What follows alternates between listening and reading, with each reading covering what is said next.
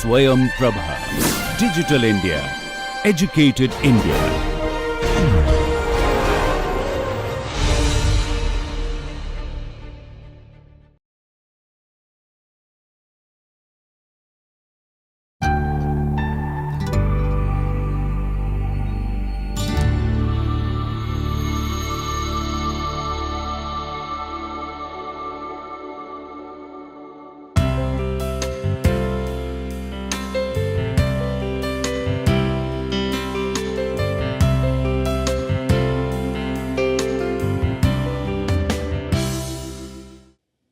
Hi everyone, welcome to lecture number 40, the second lecture on labor market dynamics in India. In our last lecture, we discussed about the employment structure, we discussed about the key indicators of labor market in India like employment, unemployment, labor force participation rate. Also we discussed about the structural change that has happened in Indian economy in last 40 years. We have seen that the structural change, structural transformation has happened in the product market. The share of service sector has substantially increased over 40 years in its contribution to the total GDP, whereas the contribution of primary sector, it has declined, agriculture, it has declined significantly. However, the share of manufacturing sector, the secondary sector, it is almost stagnant in the GDP, share to the GDP. However, in the structural transformation, when we look through the labor market, we have seen that still close to 50% of the workforce, they are employed in agriculture, 30 to 30% they are in service sector, and rest are in secondary sector, manufacturing sector. And this employment share of manufacturing sector, however, was stagnant over the period of time, and the substantial decrease from the agriculture, employment in agriculture, it has moved to the service sector, the sectors like hotel, trade, transport, those kind of construction. In those sectors, the employment has increased. In this lecture, we will discuss about certain employment challenges and policy agendas which the Indian labor market should address in near future. Some of them are policy agendas are in short term agendas, and some long term agendas should be taken in order to address the employment, unemployment challenges in Indian economy. Now, before getting into the employment challenges, let me discuss about the structure of the labor market in terms of its employment distribution. Now, when we look at the distribution of employment across industrial sectors like agriculture, mining, quarry, manufacturing, electricity, water, construction, hotel, trade, restaurant, transport, storage, communication and other services, still if you look at the rural and urban percentage together, still 45%, 46% they are employed in agriculture, and the area like construction, hotel, trade, transport, the employment share has gained in overall. If you look at the agriculture, share of employment in the agriculture, you can see the share of female share in the agriculture in the rural areas as well as in the urban areas. You can see more than 60% in the urban areas and more than 75% in the rural areas. The female, they are employed in agriculture, and that is one of the problem is that sometimes we call it feminization of agriculture. Most of the agriculture employment is coming from the female rather than male. And you can see the distribution again, if you go through the data, you will find that in urban sector, the employment share in hotel, trade, transport, you can see 23% and 10%, and manufacturing 21% total. Whereas in the rural areas, the share of employment in those sectors are low. So, when it comes to urban and rural distribution, then it seems that across the industries there is uneven distribution of workers in different sectors of the economy. Then when we look at the status of employment in the labor market of the workforce in India, in the rural areas, you can see the pie chart. The first one is for in the rural male, the second one is rural female, the third one is urban male, and the fourth one is urban female. Now, when we go through the status of employment, more than 55%, 58.8% in the rural male, they are self-employed. However, 14% they are regular salaried workers, and 26% they are casual labor. When it comes to rural female, again 71% they are self-employed, just 8% they are regular wage salaried, and 21% are the casual labor. So, when we look at the status of employment in rural areas, mostly we find that they are in self-employed and in casual labor. When we look at the distribution at the status of employment in urban areas, you can see in urban areas 49% they are self-employed male and 40% are self-employed female. However, close to 50% female in the urban areas, they are regular wage salaried workers, and 47% male are regular salaried employed. So, close to 50% of the urban workforce, their status in the labor market is in terms of regular wage salaried workers. So, this percentage has increased in last 10-15 years of time, that most of the workers in the urban areas are now having the employment status in terms of regular wage salaried workers. 13% they are casual labor, urban male, and 8% they are casual labor female.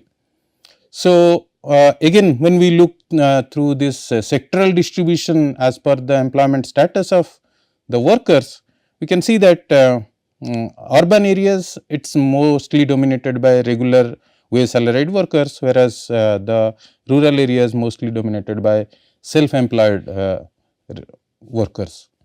Then coming to the educational level specific workforce participation rate in usual status, which talks about that the educational attainment of the workers in the workforce. So, when we look at the data, the aggregate data talks about that the overall they are having 56% level of education when we consider and take into consideration. But when we come through the distribution, like 56% they are not literate, then 65% they are up to literate and primary, then 58% they are middle education, so 47% they are secondary education, and 44% they are higher secondary education. Diploma certificate holders are 70%, close to 70%, and graduates are 55%. Postgraduate and above they are 62%, and the secondary and above they are 50%. So, this is the educational attainment, different level of education among the persons those who are age above 15 years, and the data is for 2022-23 taken from PLFS survey data. Now, again when we go through the distribution across rural and urban and male and female across the educational attainment, there is a wide range of disparities and discrepancies in the level of attainment of education and the participation in the workforce.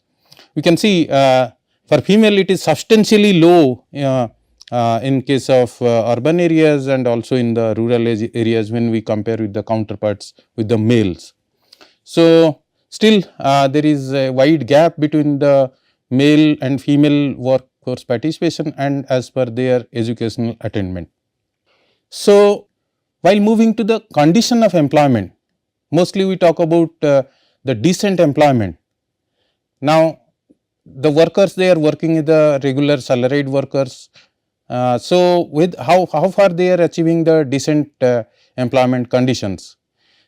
Like when we talk about decent employment conditions, we talk about social security, we talk about job contracts, we talk about the eligibility of paid leave, we talk about certain specific of social security benefits. So, when we talk about these regular salaried workers, they are in a usual status, they are engaged in non-agricultural sector. So, how many of them they are having a written job contract? When we go through this information, that there could be 4 different types of contracts, either no written job contracts or written job contracts for 1 year or less, written job contracts for more than 1 year to 3 year, or the written job contract which is more than 3 year. So, when we talk about this decent employment and the job contract gives one security of job. If the individual, the worker, they are having some kind of job contract in their workplace, then they feel that they are secure about their jobs. So, if they do not have any written job contract, then definitely they are more vulnerable in the labor market. Again, when we talk about leave, and this is another kind of quality of employment. When we look at the workers, like the regular salaried workers, those who are engaged in non-agricultural sector, whether they are eligible for any kind of paid leave or any sick leave or maternity leave, such kind of leave they should avail without any loss of pay and as per the condition of employment. So, the situation is will assess that how far they are having this quality of job, and how far the employer they are allowing the workers to go for any kind of paid leave or holidays. So, that is also another parameter to measure the decent employment condition of a worker. Further, when we talk about any kind of social security, so the regular salaried workers, they should have some kind of social security in the form of either only gratuity or health insurance, health maternity benefits, or pensions or provident funds, or pension and health care benefits, or only they have gratuity or the health care and maternity benefits. So, there are so many categories of social security benefits which are given by the employer to the worker. So, any of these if they are availing, then they are secured with some kind of social security. So, if you look at the data on these parameters, then we have you can see that the percentage of regular salaried employer who had no job contract, no written job contract. Then PLFS data 2023 says that 58% of the workers, those who are regular salaried workers, they do not have any kind of job contracts. However, if you look at the compare the data with 21-22 and 2021, you can see that it has declined, but still 58% of the workers, those who are in regular salaried worker, they do not have any kind of written job contract. Again, you can see the variation across male and female. You can see the difference in rural and urban areas, and how the magnitude of regular salaried workers, they do not have any kind of job contract. And the second parameter, when we look at it, that what is the percentage of regular salaried workers, they are not eligible for any kind of paid leave, whether it is maternity leave or whether it is any health sick leave or any paid leave. So, 46% of them, they do not have any kind of they are not eligible for paid leave, and you can see differences in rural and urban areas and male and female. However, this percentage has declined from 47.9 in 2021 to 46.8 in 22-23. Further, whether the regular salaried workers, they are eligible for any special or specific job social security benefits, then 53.9% workers, they do not have any kind of social security benefit, they do not have any kind of provident fund, or they do not have any gratuity, they do not have any pension. So, this is another indicator. Now, if you combine these 3 indicators, it shows that almost more than 50% of the workers, they do not have any kind of written job contract, they do not have any kind of eligibility for the paid leave, or they do not have any kind of social security benefits. So, while looking through this condition of employment, and the decent employment condition, it seems that half of the workforce, they do not have any kind of social security or job related paid leave or job contract. So, it shows the decent employment condition, the performance is low. Now, from there, when we look through the wage and income, now income inequality, it has increased across the globe in last 20-25 years of time. So, India is not an exception from there. If you look at the distribution of income, then you can see that top 10% of they have the top 10% of the population, they have 57% of the income of the country they have, and if you look at the top 1%, then top 1% they have the 21% of the income, and bottom 50% they have only 13% of the income. So, the income disparities, it has increased over the period of time. You can see from 2000 to 2020, and the discrepancy has increased. The top 10% and the top 1% income generation, income inequality has increased significantly, and the bottom 50%, their share in the income, it has gone down significantly. So, this is another problem in Indian labor market, that income inequality has increased. This is the phenomena which we have experienced after this globalization of in the world economy in last 20-25 years of time. So, this is an outcome of the market economy model, where you can see that the inequality has increased, income inequality has increased. So, when we summarize the Indian labor market, what are the challenges Indian labor market face? Mostly what we have seen is that the employment generation is slow as compared to the growth rate which the Indian economy has observed. So, further, when we look through the structural transformation, we have seen that there is a lack of structural transformation in the labor market. So, despite of a reasonably high growth, there has not been a commensurate expansion in the productive employment opportunities. As you can see that more than 50% of the workers, they do not have any kind of social security, they do not have any kind of job contract, they do not have any kind of paid leave. So, there has been a falling employment intensity of growth. We are achieving a decent growth rate of 7%, 6.5% growth rate, but the employment generation is very low at 1.5% or less than 2%. So, it is widely acknowledged that this has been mainly due to the growth process being service led, whereas in contrary to that, the manufacturing led, and most of the developed countries, they have experienced during their development process. Now, when the structural transformation happens, the usual process happens from agriculture to industry, industry to service. However, in Indian context, it has been seen that India has the leapfrog from agriculture to service, bypassing the industry.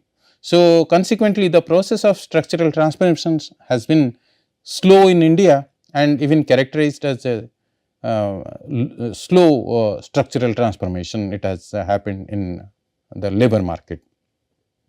Then another important characteristic is that the labor market inequality and the challenges of technology. In the labor market, the new technologies developments have happened, and these new technological developments have led to significant changes in the labor market. First, this capital intensity over years have been increasing and leading towards low employment intensity of the growth process. Second, the skill composition of the workers, as we can see that most of them, most of the workers, they are either having low level of educational attainment. So, the skills, the skill composition of the work has been changing with the change in the new technology. And while job requiring is that high skill, so the requirement of jobs are now in more in terms of skills.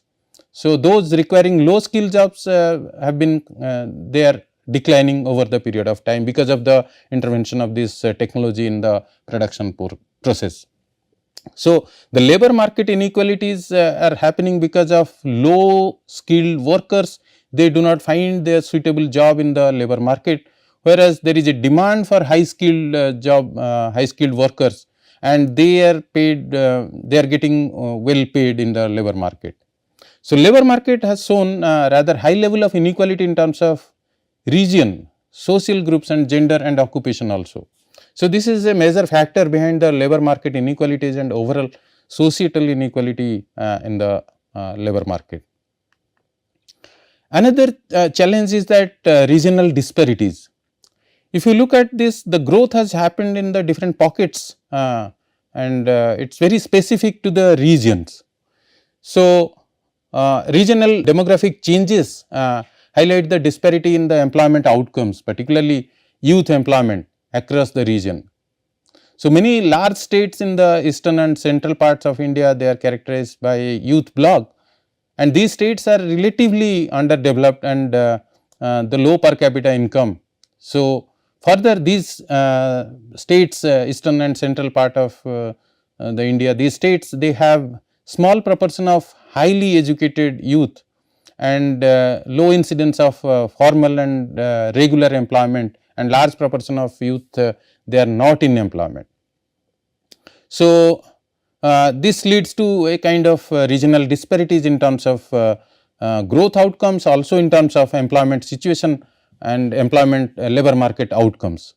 So, we need more balanced growth now these to reduce this regional disparities across the region. Another challenge is that education and skill mismatch and the employability. We have a large labor force, they are employable, but when it comes to employability, the employability of this large labor force is very low, because the skill which is required in the labor market, the demand for the jobs, the kind of skills which are required because of the intervention of the technology is not matching with the skills which workers they have, and they are already in the labor market. So, we need reskilling of these workers in order to make them more employable in the labor market. So, the proportion of youth with a higher educational level, it has gone significantly. Educational attainment it has increased in last 20 years of time, and with having more educational attainment, they become more aspirant. As we have already discussed, the moment you get some kind of education and skill, your reservation wage increases. So, this indicates some degree of mismatch. Unemployment rate is quite high in term when it comes to this working age population, and what we have seen is that the relevant skills which are required for the high skill jobs, those who are there in the labor market, they do not have, and also the new entrants, those who are entering into the labor market, they do not have the relevant skill in order to get those jobs. So, which indicates that a crisis of employability. It is also indicates that educational level are an imperfect proxy of the skill level. So, given the coexistence of educated unemployed persons with underqualified workforce in the high skill and medium skill jobs, create some kind of skill mismatch in the labor market. Another challenge is that fast changing technology and the climate change. So, we are all experiencing significant climate change, and vis-a-vis we are also having a fast changing technology. A major challenge emerging in the labor market is from the rapid changing technology that will increasing have major implication on the various aspects of the labor market and employment. For example, artificial intelligence. Artificial intelligence has created opportunities as well as major challenges also. So, it is a creative destruction, it creates some jobs, also it destroys some jobs. So, the labor market is being and will further be impacted by the climate change, which seems to be occurring more rapidly, and it forecasts that climate scientists only a decade ago that the climate induced migration, the climate induced job change. So, workers, they are changing their occupation because of the climate change is there and climate induced occupational change is happening. So, it is critical to understand the important issue and it is its consequence on the labor market, like transition to the new requirement of this carbon reducing regime. Although the workers in informal sector, they are adversely affected by the extreme weather events such as record break heat waves, opportunities are also emerging in terms of green jobs. So, as we move towards a more greener economy, we are going to create some green jobs.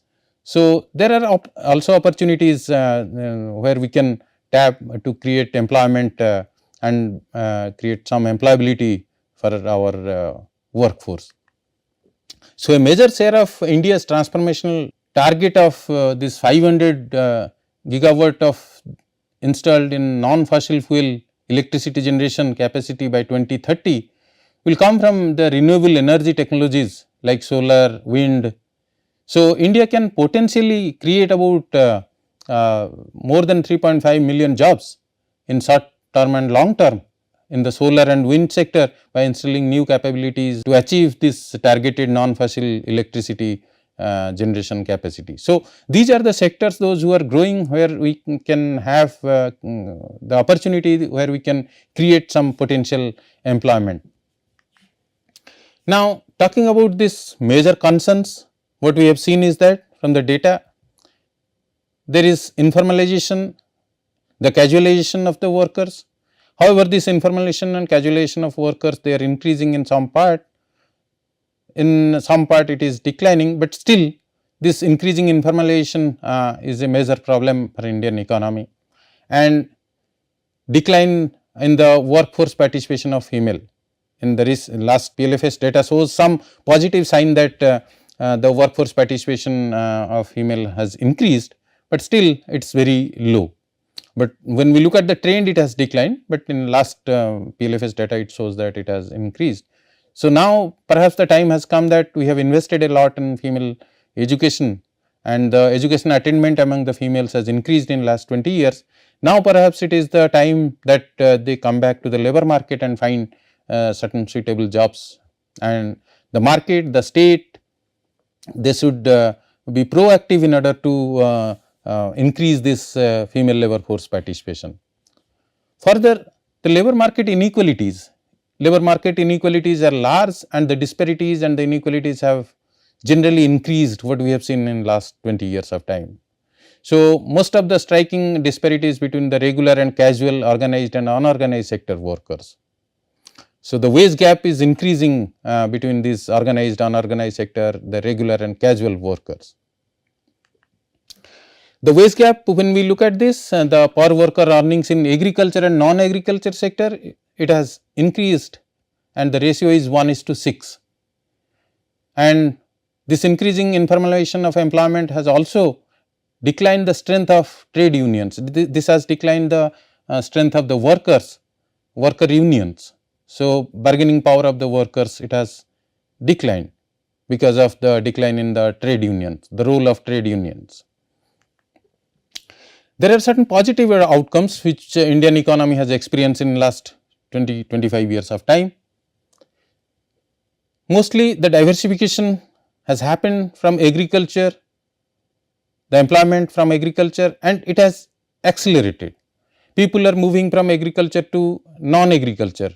Non-farm employment has increased significantly over last 20 years of time. So, there is a rise in wages also, and which leads to decline in absolute poverty. It has increased the standard of living of the people. Further, it has increased the labor productivity, but it is low, but it has increased significantly. So, these are certain positive outcomes which Indian labor market has experienced in last 20-25 years of time.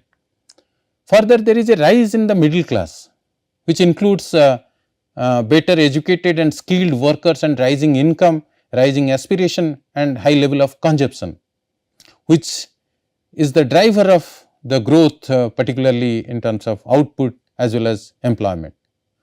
So, what we have seen is also that there is certain significant growth in some advanced sectors of the economy like information technology, automobile, pharmaceutical, which have a spillover effect in the other sectors.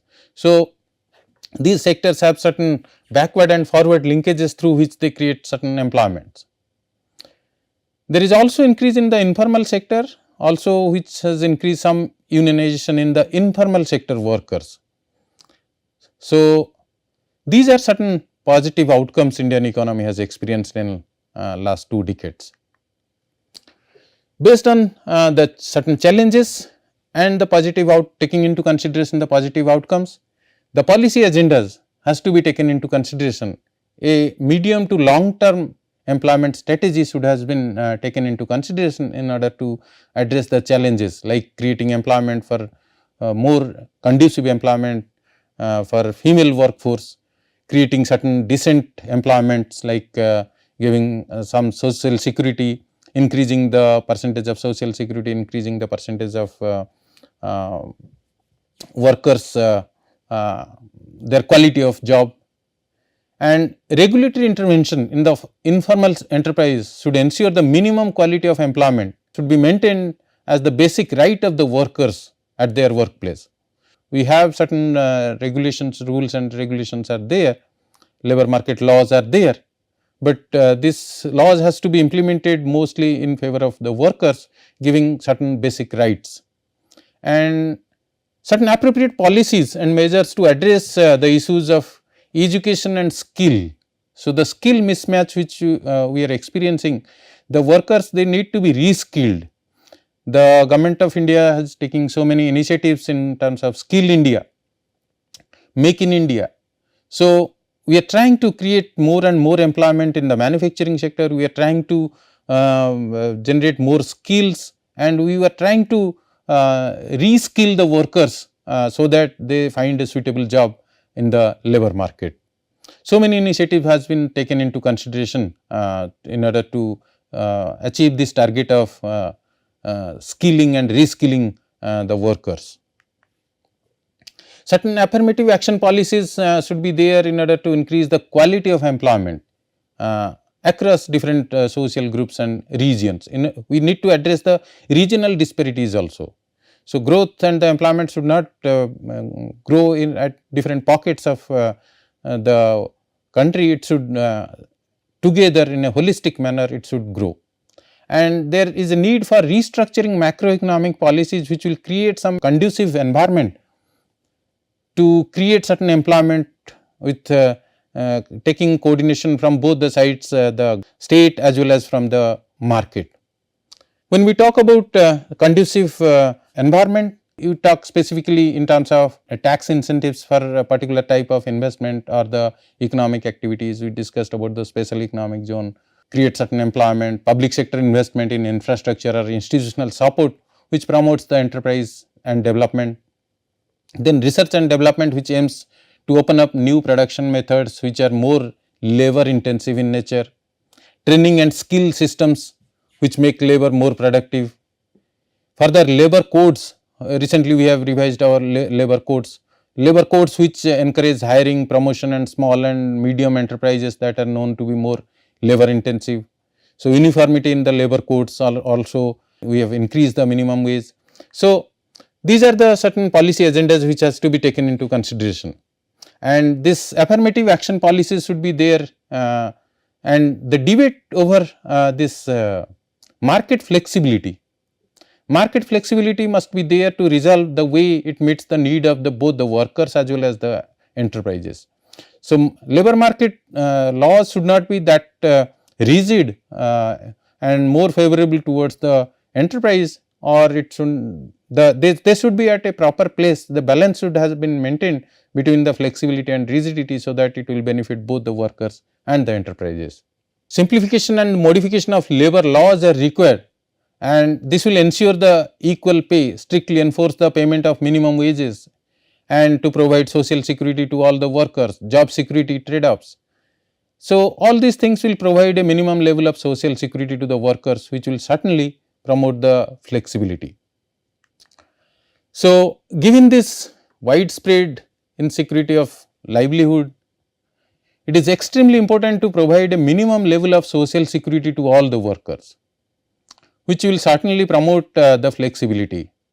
Of course, the major role in this has to be played by government, and it is now widely viewed that at the present juncture of the development, it is possible for the country to do this.